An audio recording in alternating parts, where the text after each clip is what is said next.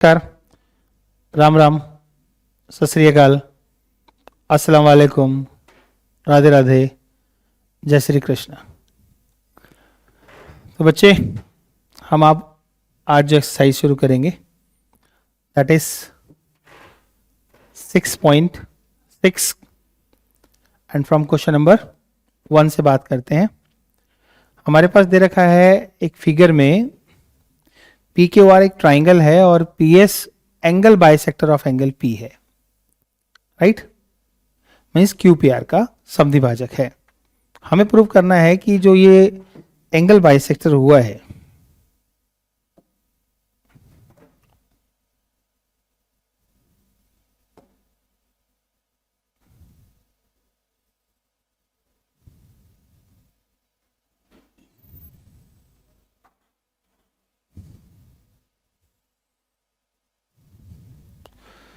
देखिए, इस ट्राइंगल में एक एंगल बाइसेक्टर खींचा हुआ है, ये आपको दिख रहा होगा साफ।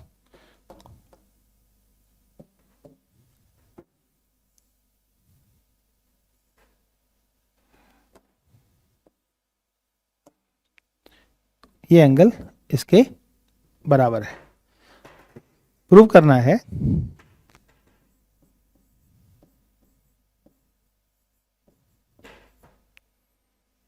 P Q upon P are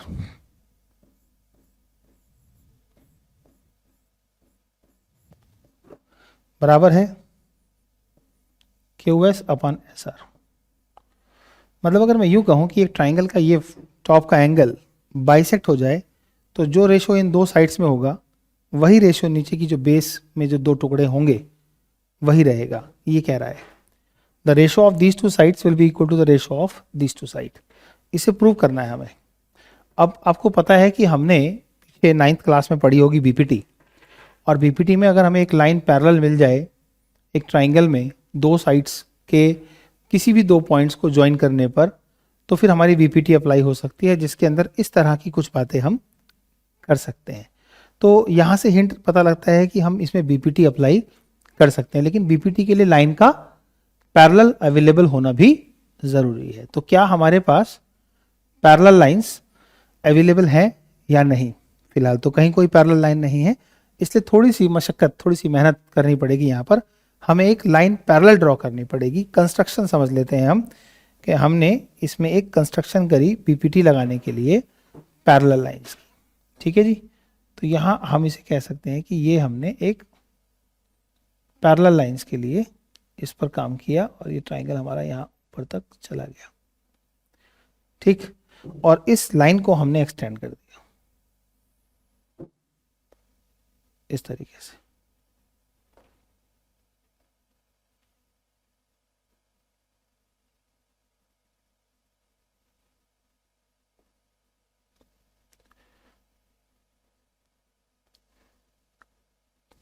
this is, अब जब ये लाइन आप इसके पैरेलल ड्रॉ करेंगे, थोड़ा साफ नहीं दिखाई दे रहा है, एक काम करते हैं अलग से ड्रॉ कर लेते हैं इसे, तब आपको ज़्यादा बेहतर समझ आ जाएगा। So we are taking a slide here, wait बेटा।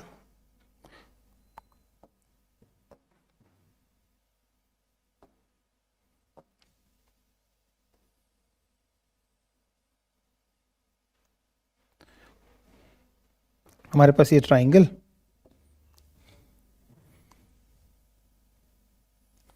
ये angle bisector, and this angle is equal to this angle QPR. This is Q, P and R.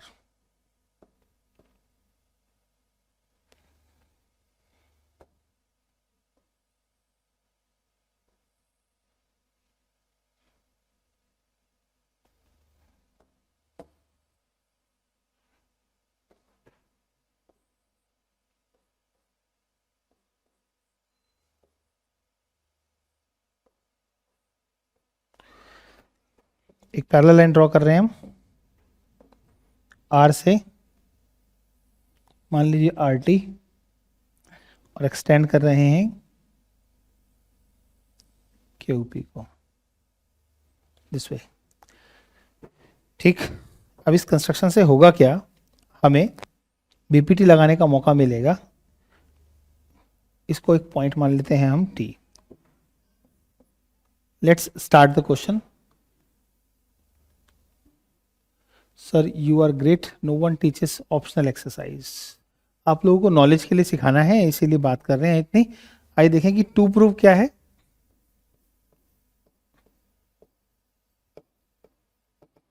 To prove है हमारा QS upon S R is equal to P Q upon P R. तो हमने इसमें कर दी जी construction.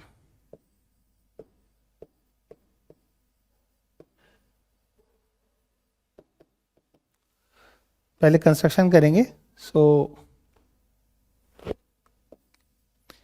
QP extended to point T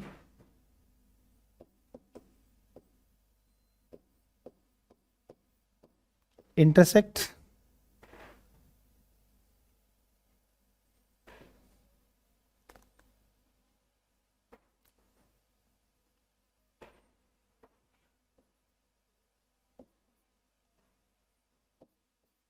ry parallel to P S. देखो हमने एक line R Y P S के पैरेलल खींची और क्यूपी को एक्सटेंड किया, जो कि आर वाई को पॉइंट टी पर इंटरसेक्ट करती है, राइट। अब देखते जाओ करना क्या है। हमने इसको एक्सटेंड क्यों किया ये समझाना है आपको, क्योंकि ये लाइन इसके पैरेलल है। साउंड आ रहा है ना? हेलो हेलो, ठीक। तो हमें अब इसमें प्रूफ करना है। कैसे प्रूफ करें? देखो हमें दिया हुआ है कि जो गिवन है वो हमें है कि angle Q P S is equal to angle R P S, ये हमें गिवन है।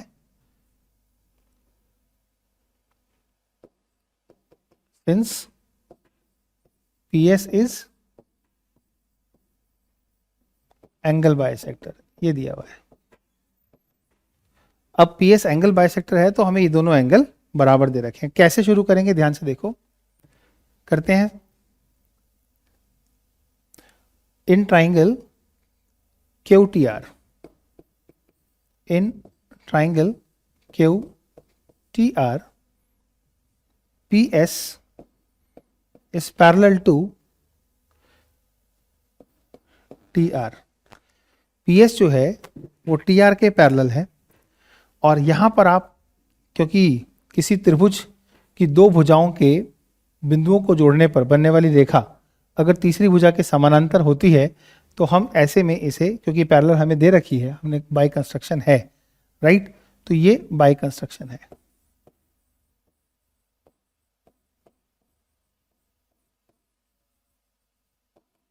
तो आप बोल पाओगे कि ये पैरेलल होने की वजह से, तो आप लिख पाओगे क्या, देखते जाइए, Q S upon S R is equal to Q P upon P T, and that is by BPT, basic proportionality theorem. अब इस थ्योरम में आप देखोगे कि जो चीज आपको प्रूव करनी थी वो Q S upon S are तो आ चुका, राइट। पी क्यू यानी कि क्यू पी वही बात है, आपके पास वही है। इसके बाद जो ये पी टी है ना, ये हमारी समस्या है। तो पी टी कहाँ है? ये है, ये पी टी है। और हमें चाहिए क्या? P R. तो ये पी आर तक कैसे आए? मतलब पी टी को पी आर के बराबर प्रूव करना होगा। तो इसका मतलब ये होगा कि ये वाला एंगल इस एंगल के बराबर प्रूव हो जाए। जब ये एंगल इस एंगल के बराबर प्रूव हो जाएगा तो हमारा काम चल जाएगा। अब हम इसको मान लेते हैं एंगल 1, इसको 2। देखते जाइए। Since P S parallel to T R and QT is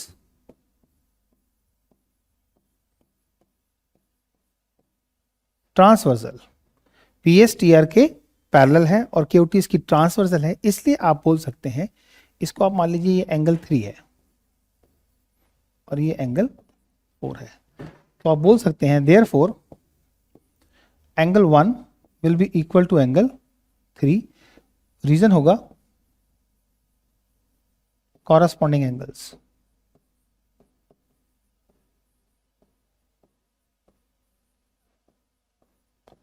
अर्थात हिंदी में कहूं संगत कोण, राइट।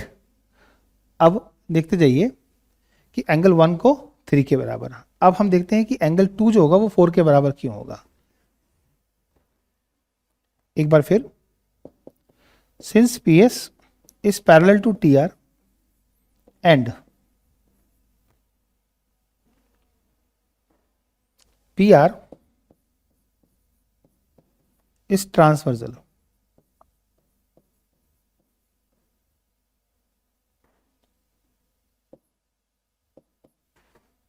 तो आप बोल पाओगे देयरफॉर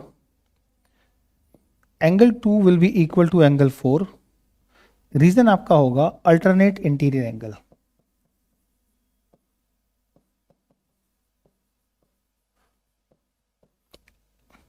अल्टरनेट इंटीरियर एंगल होने के बाद आपने क्या किया, क्योंकि आप जानते हैं यहां पर आपको एक चीज गिवन है, एंगल 1 इज इक्वल टू 2 है, राइट।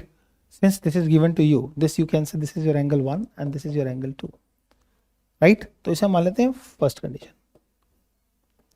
तो आप इस फर्स्ट कंडीशन के साथ 1 इज इक्वल टू 2 है, तो इसका मतलब है 1 इज इक्वल टू 2 है, तो आप बोल सकते हैं कि एंगल 1 जैसा कि एंगल 2 के बराबर है, तो एंगल 3 एंगल 4 के बराबर होगा, राइट। 1 अगर 2 के बराबर है तो इसका मतलब है एंगल 3 4 के बराबर होगा। सिंस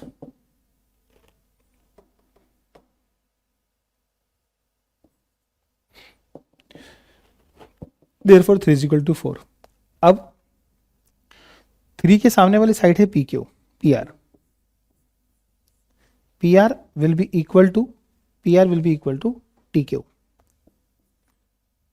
TP या PTA की बात है। यहां बोल सकते हो sides opposite to equal angles, sides opposite to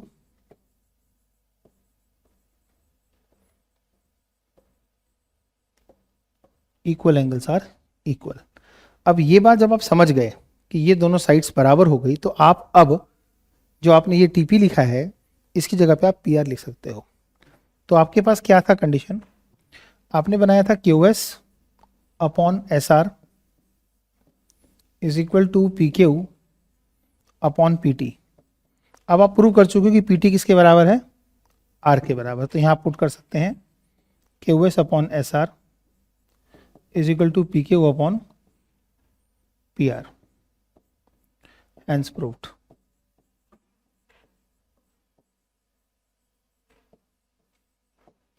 उतार लीजिए। हिंदी में सर कॉरस्पॉन्डिंग एंगल्स, इसे हम बोलते हैं संगत कोण।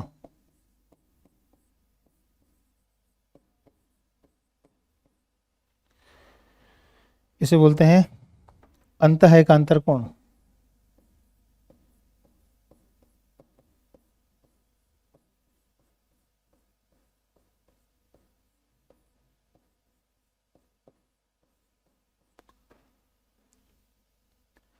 और कहाँ कहीं और जरूरत है, ट्रांसवर्सल, इसे बोलते हैं तिर्यक रेखा।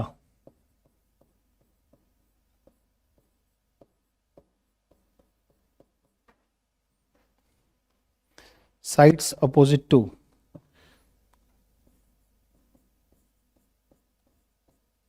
समान कोणों के की सम्मुख भुजाएं समान होती है।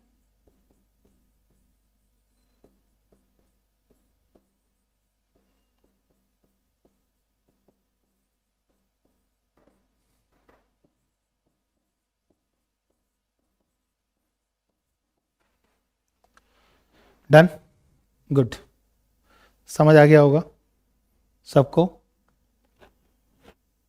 नोट करो।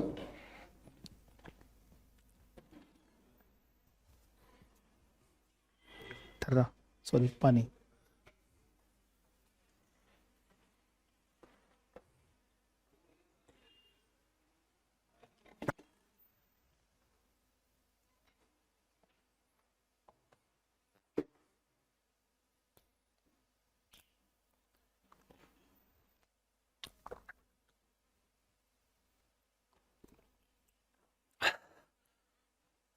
मनीष कह रहे सर ये एग्जाम में आएगा, बट बहुत सारा सिलेबस है इस बार, एग्जाम में नहीं आएगा, बट फिर भी मैं आपको क्यों करा रहा हूँ, आपकी नॉलेज को एनहांस करने के लिए।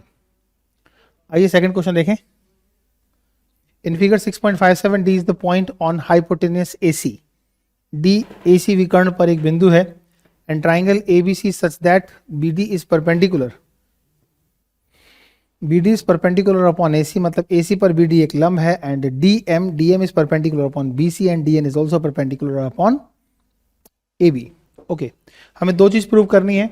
अब इसे कैसे सॉल्व करेंगे, सबसे पहले हमें क्या काम करते हैं, एक शीट ले लेते हैं ABCMND।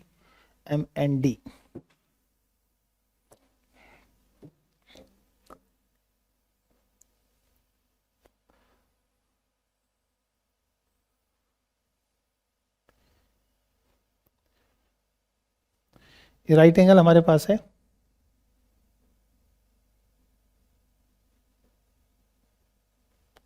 इस राइट एंगल ट्राइंगल में आपको परपेंडिकुलर्स दे रखे हैं,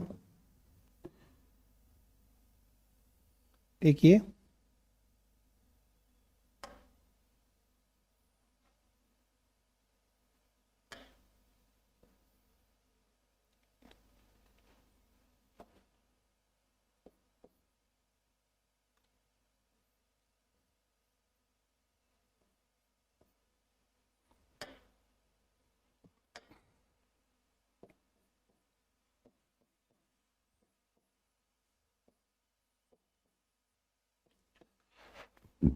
प्रूव क्या करना है, DM square is equal to DN MC।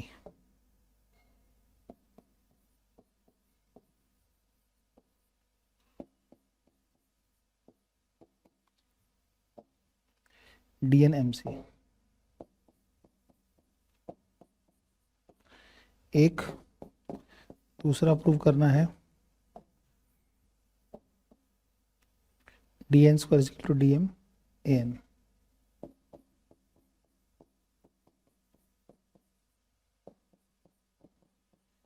चलो भाई, DN स्क्वायर DM AN।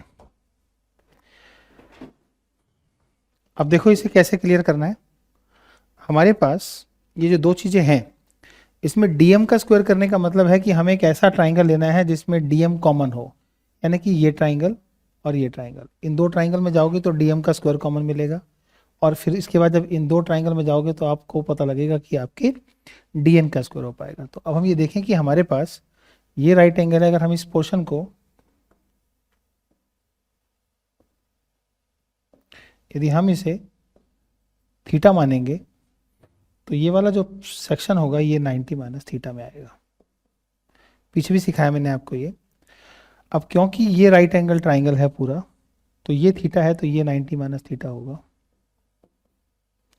और ये वाला जो सेक्शन होगा वो थीटा होगा। तो सबसे पहले हम ये चीज मानकर चलें कि हमें ये बात पिछली क्लास में भी हमने सीखी है कि कौन सा एंगल किस लिए होगा, फिर भी प्रूव कर देते हैं। नाउ इन ट्राइंगल, इस पोर्शन को ना हम अलग से ड्रॉ कर लेते हैं, एक ट्राइंगल ड्रॉ कर लेते हैं हम, जिसमें आपको आराम से हम समझा सकें कि ये क्या है। ये है आपका ट्राइंगल बेसिकली ये वाला, जिसमें आपका पॉइंट ये D है, ये C है, ये B है, और ये पॉइंट M है। फिलहाल ये 90 डिग्री है, ये 90 डिग्री है। ओके, ये एंगल थीटा है, ये 90 माइनस थीटा है, तो ये एंगल थीटा है, और ये 90 माइनस थीटा होगा। ठीक है जी। अब आप पूरी फिगर को भूल जाओ, सिर्फ इसको याद रखो क्योंकि आपको फर्स्ट केस सॉल्व करना है। तो फर्स्ट केस को सॉल्व करने के लिए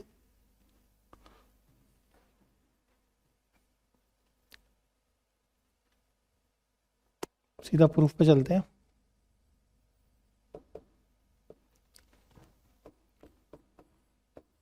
in triangle CMD and triangle BMD, इन दो ट्राइंगल को लेके चल रहे हैं। अब देख रहे हैं कि हमारे पास एंगल C जो है, CMD ट्राइंगल का एंगल जो C है वो थीटा यानी कि यहाँ एंगल D के बराबर होगा, और एंगल M जो है वो M के ही बराबर होगा, और CMD का जो D होगा वो एंगल B के बराबर होगा। तो by AAA similarity criterion, triangle CMD is similar to triangle DMB। अब आपको पता है कि कॉरस्पॉन्डिंग साइड्स का रेशो क्या होता है।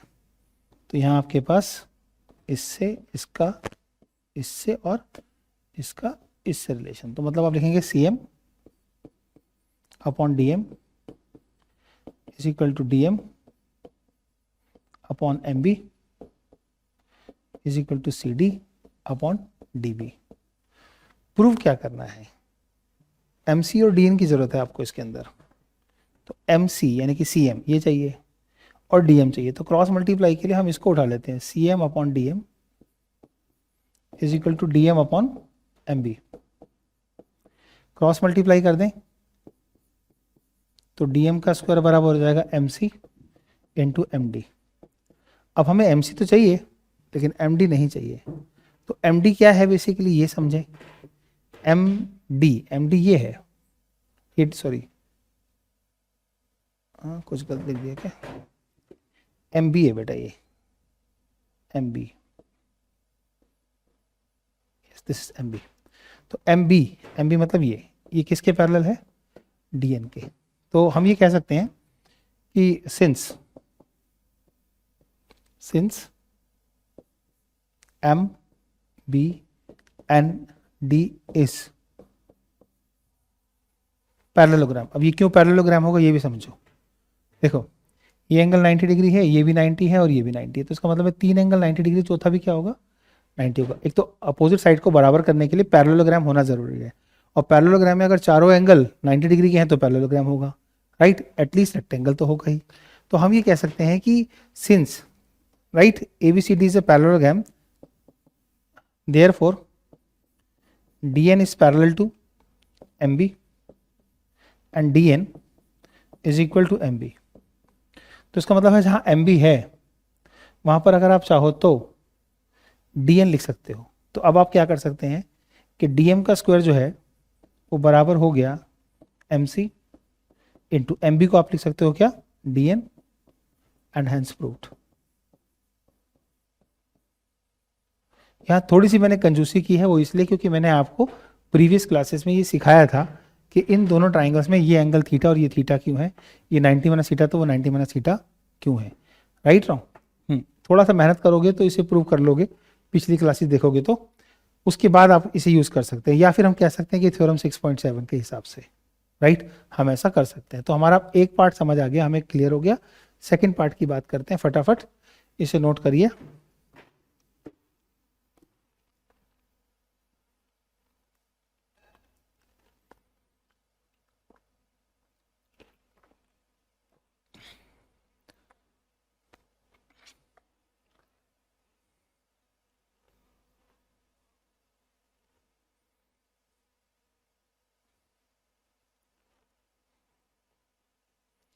शाबाश करी, शाबाश, डन, समझ भी आ गया होगा।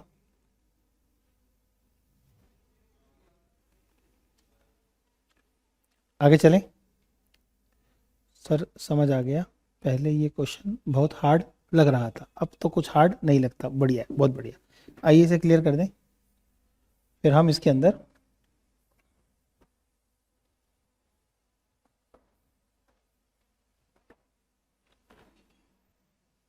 सेकेंड पार्ट की बात करें। अब मैं ये वाला ट्राइंगल ले रहा हूँ, जिसमें ये हमारा डी है, ये ए है और ये बी है, और ये परपेंडिकुलर इस पे ड्रॉ हो गया।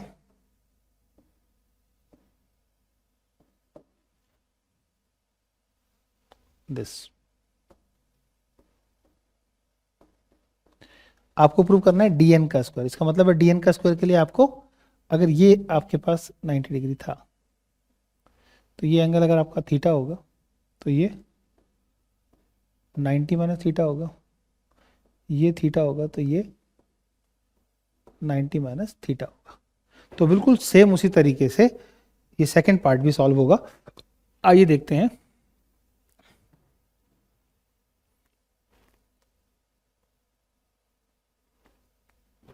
प्रूफ ही करते हैं सीधा।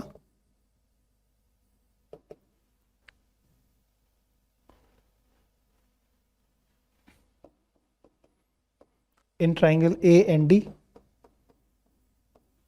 And triangle B and D,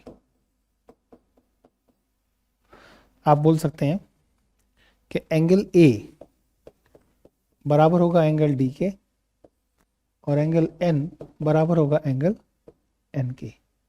तो एंगल डी बराबर होगा एंगल बी के। सो बाय ट्रिपल ए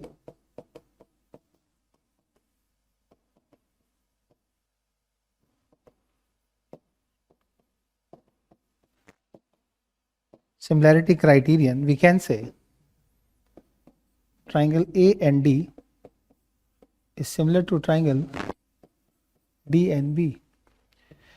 अब यहाँ पे corresponding साइड का रेशो आएगा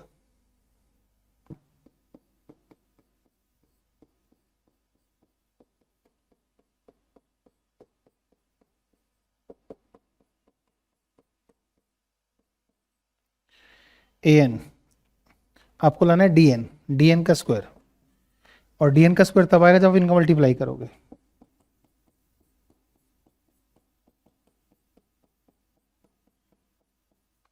तो ये हो गया आपका DN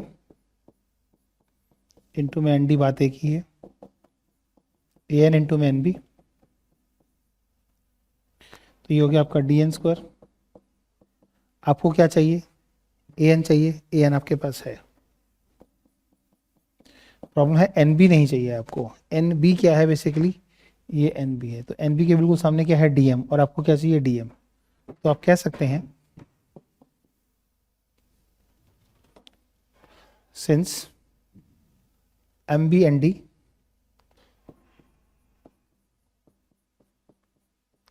is parallelogram,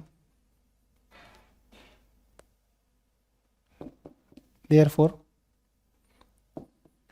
DM is parallel to NB और DM is equal to NB। इसलिए NB की जगह आप DM लिख सकते हो क्योंकि आपको DM चाहिए, और आपके पास था DN square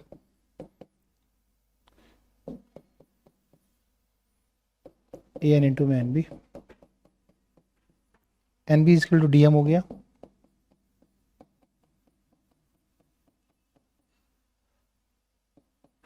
and this is you have to prove DN square is equal to DM into AN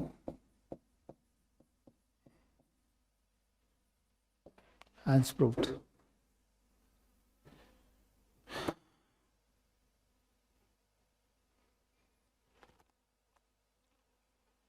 note करो, शाबाश।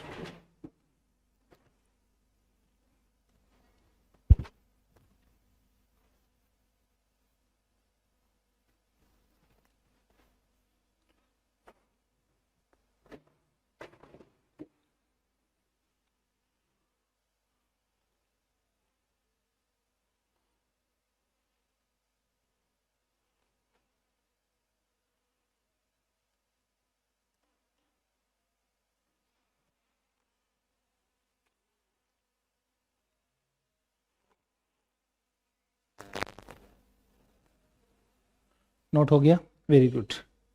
एक क्वेश्चन और हो जाएगा आराम से, कोशिश करते हैं 2 हो जाए।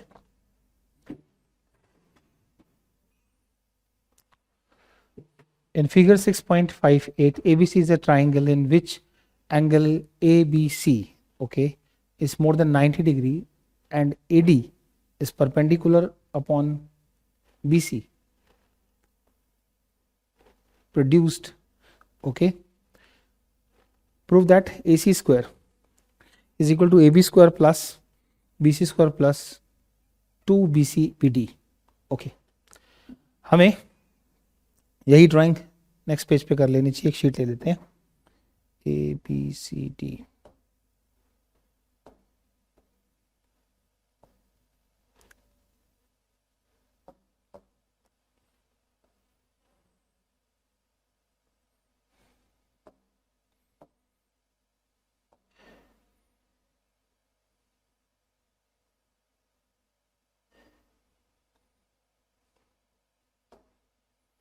ACB,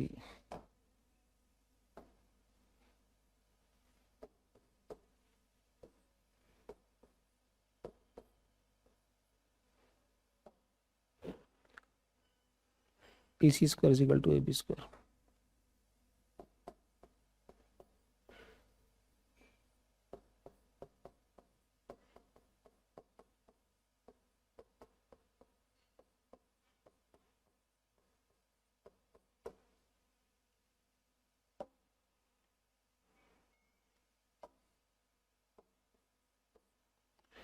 जो चीज़ प्रूव करनी है जरा उसको ध्यान से देखेंगे तो आपको ऑटोमेटिकली समझ आएगा कि ज़्यादा मुश्किल कुछ नहीं है। क्या आपके पास दो बार पाइथागोरस की प्रोबेबिलिटी है, एक बार ये जिसमें आपको AB का स्क्वायर देखने को मिलेगा, दूसरी बार आपकी पाइथागोरस की प्रोबेबिलिटी है, राइट, जिसमें आप AC का स्क्वायर देख पाएंगे क्योंकि वो भी आपको चाहिए। तो हमने इसमें कोई कंस्ट्रक्शन नहीं की, सब कुछ हमें गिवन है, तो मैं इसमें सीधा प्रूफ करने जा रहा हूं।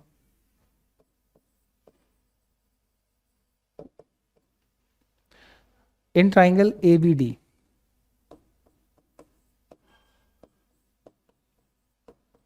मैं बोल सकता हूं कि AD का स्क्वायर जो है वो बराबर है DB का स्क्वायर, सॉरी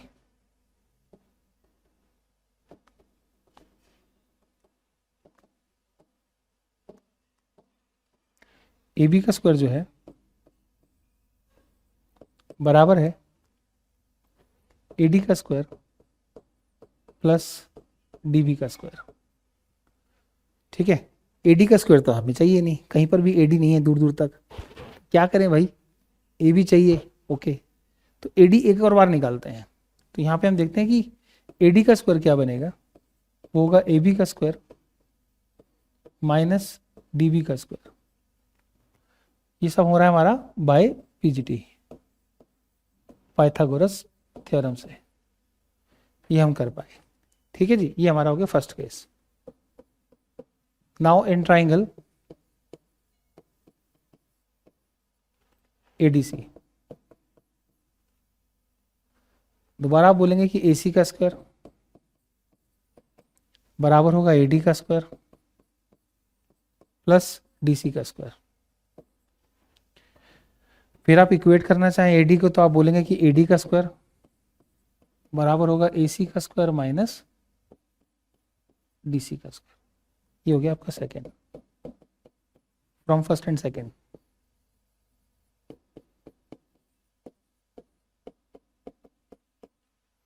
फर्स्ट और सेकेंड से बराबर रख सकते हैं दोनों को, तो AB square minus DB square is equal to AC square minus DC square. अब कहानी ये है कि हमें AC के स्क्वायर को रिप्रेजेंट करना है, तो इसको इधर ले आए, राइट। तो ये हो गया AB का स्क्वायर प्लस DC का स्क्वायर माइनस DB का square is equal to AC का स्क्वायर। अब AC के स्क्वायर में राइट हैंड साइड में AB का स्क्वायर चाहिए, इसको छेड़ने की जरूरत नहीं है, राइट। तो ये हो गया हमारा AC का square is equal to AB का स्क्वायर। अब देखना है इन दोनों में कहानी क्या है, राइट। तो DC और जो DC और DB है, राइट, ये DB है और ये DC है, क्लियर। आपको क्या चाहिए सर, BC चाहिए। तो BC कैसे आएगा सर, BC में से, राइट, अगर आप BC में से BC लाना है आपको ना, तो BC आएगा कैसे, जब आप डीसी, जो आपके पास डीसी पूरा है, डीसी में से अगर आप डीबी को माइनस करेंगे तो आपके पास बीसी दिखाई देने लगेगा। तो डीसी जो है आपका, उसको आप ध्यान से देखिए। तो डीसी को हम बोल सकते हैं कि this is DC square minus dB square.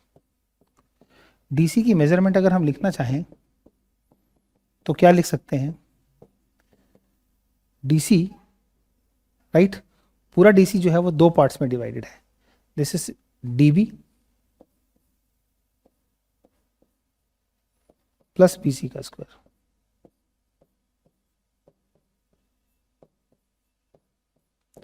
मतलब ये पूरा जो डीसी है वो डीबी और बीसी के टोटल करने पर आता है, इसलिए हमने डीसी को डीबी प्लस बीसी लिख दिया, राइट। अब ओपन द ब्रैकेट, यहां बन गया ए प्लस बी का होल स्क्वायर, तो ये हो गया डीबी का स्क्वायर प्लस बीसी का square plus twice of BC into में बीडी माइनस डीबी का स्क्वायर। अब क्योंकि डीबी का स्क्वायर पॉजिटिव भी है और नेगेटिव भी है तो कट जाएगा। तो A C square is equal to क्या हुआ, A B square plus B C square plus twice of B C into B D. देखें क्या प्रूव कर पाए हम, A C square is equal to A B square plus B C square plus twice of B C B D B C है, बात एक ही है। आप इसे लिख सकते हैं कि A C square is equal to A B square plus B C square, बात एक ही थी वो, और ट्वाइस ऑफ बी डी लिखा है पहले तो ठीक है, इंटू में B C. Hence proved.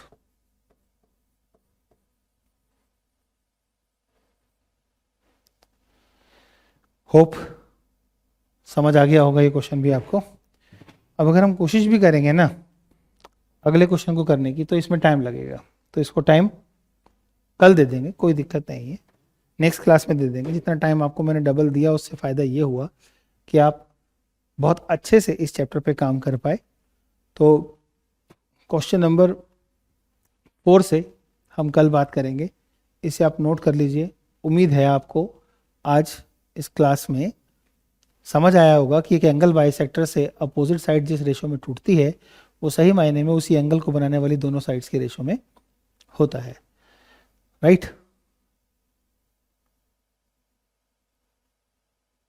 How are you बड़े पापा? आई एम फाइन,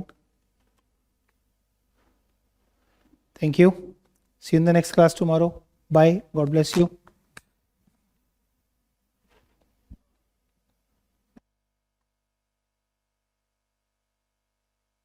अगली मुलाकात परसों होगी। होप आपको मज़ा आ रहा होगा, काफ़ी कुछ सीखा होगा आपने।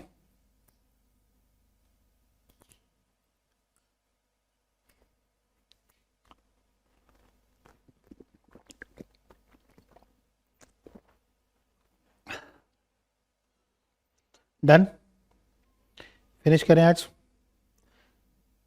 अगले 4 मिनट में बेटा अगला क्वेश्चन हो नहीं सकता क्योंकि फिर 6 बजे किसी और की भी क्लास होती है, तो हम मिलेंगे नेक्स्ट क्लास में